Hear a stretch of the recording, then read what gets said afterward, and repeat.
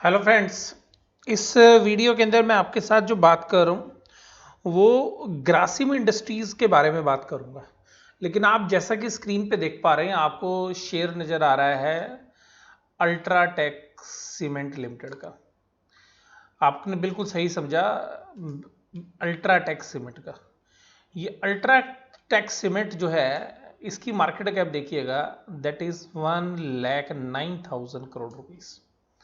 तो approximately 1,09,000 crore rupees, और इसकी 60% वैल्यू हम लगाएं तो value should be 1,09,000 crore and 425 को अगर आप वैल्यू करें तो value should be 65,655 crore. Shortly हम इसको 66,000 करोड़ ले लेते हैं। 66,000 करोड़, ये 66,000 करोड़ की जो वैल्यू आपको दिख रही है, वो ग्रासिम इंडस्ट्री के पास ये 60% शेयर्स हैं इस कंपनी के। और ग्रासिम इंडस्ट्रीज का अगर आप अपना भी बिजनेस देखेंगे तो उनका जो है खाद का बड़ा अच्छा बिजनेस है। इंडोगल फर्टिलाइजर कंपनी थी जो इन्होंने मर्ज की थी, उनका रेयान का बहुत बढ़िया बिजनेस है। और फिलामेंट यार्न का बहुत बढ़िया बिजनेस है उनके पास। उनका केमिकल का बहुत बड़ा बिजनेस आदित्य बिरला कैपिटल थी, जिसको मर्ज कर लिया था इन्होंने अपनी कंपनी के साथ।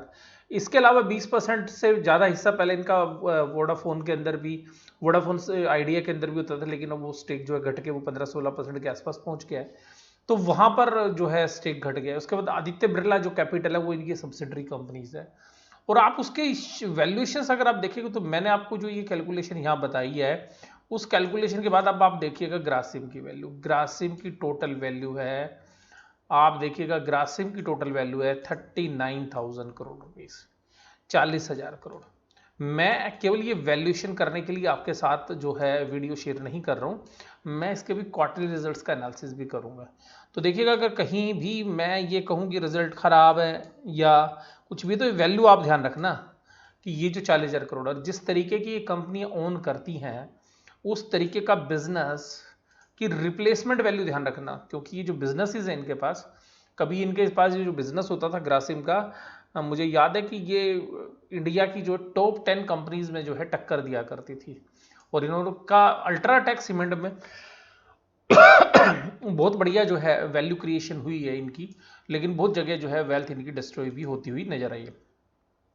जैसा आप स्क्रीन में देख रहे हैं कि ये होल्डिंग और सब्सिडरी के पिछली एजीएम की जो एनुअल रिपोर्ट है उससे लिया गया है। तो देखिएगा 60.2% जो है होल्डिंग इनकी अल्ट्राटेक सीमेंट के अंदर है। उसके बाद कुछ ट्रेडिंग और इन्वेस्टमेंट कंपनी जिसमें 100% इनकी बिरला के अंदर। और मैं आपको उन कंपनीज की बात करूंगा, फैब्रिक का बिजनेस है, फैशन का बिजनेस है। लेकिन मैं आपके साथ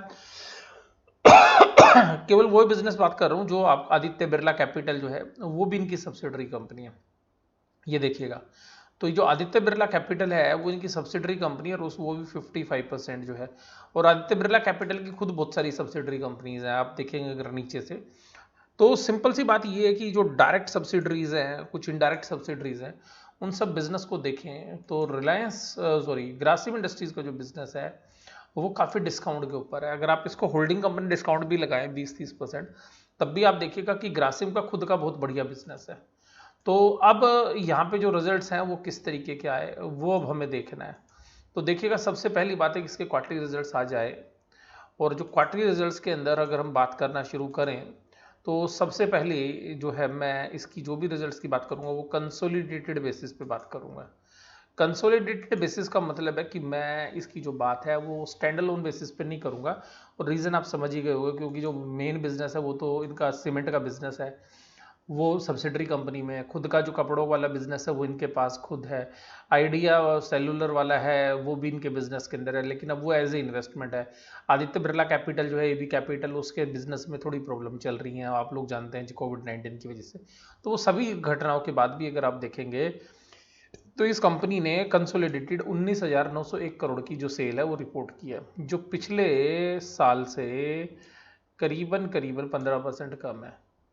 और यहाँ पे पिछले क्वार्टर से थोड़ी सी, यानी कि 2-3% ज़्यादा है। तो रेवेन्यू फ्रॉम ऑपरेशन जो है यहाँ पर अगर पिछले क्वार्टर से कंपेयर करें तो बढ़िया है, लेकिन पिछले साल से आपको जो है ईयर ऑन ईयर जो है थोड़ी सी आपको डी ग्रोथ बिजनेस में दिख रही होगी। तो सीधी सी बात ये कि ये इंडिया की जो इकोनॉमी के अंदर मंदी है, ये उसका असर जो है यहाँ पर दिख रहा है। इसी तरीके से जो आप इनके एक्सपेंसेस के फ्रंट पर भी बात करें, तो ये जो इनका एक्सपेंसेस वाला फ्रंट है, आप ध्यान से समझिएगा, जो एक्सपेंसेस वाला है, तो इनकी मटेरियल कॉस्ट भी घटी है, ऐसा नहीं है। स्टॉक इन ट्रेड की वैल्यू भी जो है चेंज हुई है। और इसके अलावा अगर आप देखेंगे तो एम्प्लॉयज़ के खर्चे देखिएगा, क्योंकि उनका इंक्रीमेंट होता है हर साल, तो वो घटना बड़ा मुश्किल होता है। पावर की कॉस्ट भी कम कंज्यूम की है इन्होंने, तो क्योंकि अल्टीमेटली अगर आप पिछले साल से देखेंगे तो कम थी, क्योंकि सेल भी कम है। तो अगर आप देखेंगे तो खर्चे जो है वो 18,559 करोड़ रुपीज़ के हैं, तो जो पिछले क्वार्टर से थोड़े से ज़्यादा है। और अगर आप यहाँ पे प्रॉफिट देखेंगे ऑपरेटिंग एक्टिविटी से, तो पिछले क्वार्टर से ज़्यादा है, लेकिन ईयर ऑन ईयर बात करेंगे तो जो है डी ग्रोथ बिजनेस में साफ साफ जो है नज़र आ रही है। और अब ये जो डी ग्रोथ है, इस डी ग्रोथ की वजह से जो आपके प्रॉफिट्स हैं, जो ऑपरेटिंग प्रॉफिट्स हैं, वो भी रिड्यूस होते हुए नजर आ रहे हैं। अब देखिएगा यहाँ पर जो मैं आपके साथ बात करूँ आगे, तो यहाँ पर जो इनके प्रॉफिट्स हैं, उस प्रॉफिट में गिरने का जो मुख्य कारण है वो वास्तव में ये आदित्य बिरला कैपिटल की वजह से भी है। कुछ प्रोविजंस वहाँ पर बने हैं, उन सब का जिक्र यहाँ पे किया गया है। अगर हम इनके सेगमेंट की बात करें, सेगमेंट की जिस बिजनेस के अंदर ये जो काम करते हैं, तो रेवेन्यूज़ की बात करते हैं सबसे पहले। तो रेवेन्यू में देखिएगा जो इनका पल्प वाला बिजनेस है, विस्कोज स्टेपल फाइबर्स का बिजनेस है, फिलामेंट यार्न का बिजनेस है, हालांकि वो सीमेंट जितना बड़ा बिजनेस नहीं है, उसका 20% है। तो देखिएगा वहाँ पे इन्होंने 2000 करोड़ की सेल की है इस क्वार्टर में। Cement grey white allied products में 10,000 करोड़ की। तो इस बिजनेस में हालांकि पिछले साल से ग्रोथ आपको डी ग्रोथ दिखेगी, लेकिन पिछले क्वार्टर से इन्होंने सेल्स यहाँ पे इंप्रूव होती हुई नजर आई है। और केमिकल्स और फर्टिलाइजर्स वाला जो बिजनेस है उसमें 1290 करोड़, तो वो भी काफ़ी, मतलब एक क्वार्टर में काफ़ी बड़ा अमाउंट होता है। और फाइनेंशियल सर्विसेज जो एबी कैपिटल वाला बिजनेस है वहाँ पे, तो आप देखिएगा सबसे बड़ा बिजनेस इनका सीमेंट का हो गया। उसके बाद जो फाइनेंस का बिजनेस है, अगर रेवेन्यू की बात करें, तीसरे में जो है पल्प का या फिलामेंट यार्न वाला जो बिजनेस है, और फिर केमिकल का है। और इसके अलावा और भी बिजनेसेस ये करते हैं, तो ये इंटर सेगमेंट। तो यहाँ पे अगर आप सेगमेंट में देखेंगे तो अभी भी लीडरशिप सीमेंट के अंदर ही है, जो भी पिछले कई क्वार्टर से सीमेंट में चलती आ रही है। फिर फाइनेंस भी जो है सेकंड नंबर पे, तो वहीं पे बना हुआ है। तो ऐसा नहीं है कि वहाँ पर रेवेन्यू के फ्रंट में कोई दिक्कत आ रही है, लेकिन रिजल्ट के फ्रंट पे दिक्कत आ रही है। रिजल्ट में क्या दिक्कत आ रही है अब समझिए। लेकिन मैं आपको बोल रहा हूँ ये फिर भी बहुत डीप डिस्काउंट पे है। आप रिजल्ट को अगर मैं एनालिसिस करूँ तब भी आप समझिएगा। ये देखिएगा, ये जो सीमेंट वाला बिजनेस है जिसमें 1400 करोड़ का प्रॉफिट था, यहाँ पे 1900 करोड़ का पिछले क्वार्टर से। मार्जिन बेहतरीन है सीमेंट के अंदर, सीमेंट एक्सेलेंट। अल्ट्राटेक के सीमेंट के शेयर प्राइस से भी आपको पता चल ही जा रहा है। उसका विस्कोज के अंदर जो है ये पल्प वाला बिजनेस है, यहाँ पे प्रॉफिट हुए, मार्जिन खत्म हो गए, और ये 50% प्रॉफिट हो गया पिछले साल के मुकाबले में, पिछले साल के सेम क्वार्टर में। उसके बाद अगर आप कास्टिक सोडा और लाइड की बात करें, यानी कि जो केमिकल वाला बिजनेस है, फर्टिलाइजर्स है, उसके अंदर भी मार्जिन खत्म हो गए। पिछले साल 371 का था, तो क्योंकि वो केमिकल का तो सारा बिजनेस ही जो है बेसिक केमिकल्स वाले जो है कास्टिक सोडा, उनके प्राइजेस बहुत नीचे थे। अगर आप जनवरी फरवरी तक बात करें तो वो एक रीज़न है, वहाँ पे प्रॉफिट नहीं है। फाइनेंशियल सर्विसेज मैंने आपको बोला ही, आदित्य बिरला कैपिटल, वहाँ पे तो डेंट पड़ा हुआ है। तो वहाँ जहाँ 184 करोड़ का प्रॉफिट आ रहे थे पिछले क्वार्टर में भी, इवन 208 करोड़ के, वहाँ 10 करोड़ का जो है लॉस है। तो अल्टीमेटली जो है फाइनेंस ने, यानी कि जो एबी कैपिटल है, वो अभी अच्छा नहीं कर पा रही है, जिसकी वजह से कंसोलिडेटेड प्रॉफिट आपको खराब होते हुए नजर आ रहे हैं। और दूसरा सीमेंट जो है एक्सेलेंट कर रहा है, और आप वो सीमेंट के प्राइजेस में भी देख रहे हैं। तो बाकी जो सेगमेंट आप देखेंगे सीमेंट के अलावा, तीनों सेगमेंट के अंदर इनके प्रॉफिट में ना डी ग्रोथ देखने के लिए मिली है। और कुछ जगह तो बिल्कुल ही खत्म हो गया मामला, जैसे एबी कैपिटल के मामले में देखेंगे। लेकिन देखिएगा एबी कैपिटल वाला जो है वो कोविड से रिलेटेड है। अब कोविड अगर जल्दी से उलझ जाता है तो एबी कैपिटल दोबारा से जल्दी रिवाइज कर लेगा। अब देखिएगा ये जो प्रॉफिट्स थे जो ऑर्डिनरी एक्टिविटी से किए थे, तो एक्टिविटी से अगर आप इनकी बात करेंगे, तो अगर आपको जो टोटलिटी में प्रॉफिट है वो ज़्यादा दिख रहे हैं। और सिंपल सी बात ये है कि वो ज़्यादा इसलिए दिख रहे हैं कि खर्चे कम हुए थे। और इसके अंदर अगर आप यहाँ पर टोटल बात करेंगे तो ईपीएस भी आपको बढ़ती हुई नजर आएगी। लेकिन इसका जो मुख्य कारण है वो ये नहीं है। उसके लिए आपको थोड़ा सा यहाँ पे देखना पड़ेगा कि ये जो इनके पास ये जो प्रॉफिट्स है 2-3, इनको एक अदर कंप्रीहेंसिव इनकम में लॉस हुआ है, लेकिन इनको एक डेफर टैक्स का क्रेडिट मिला है। डेफर टैक्स का क्रेडिट इनको मिला है, जिसकी वजह से इनके जो प्रॉफिट है वो इंप्रूव होते हुए नजर आए हैं।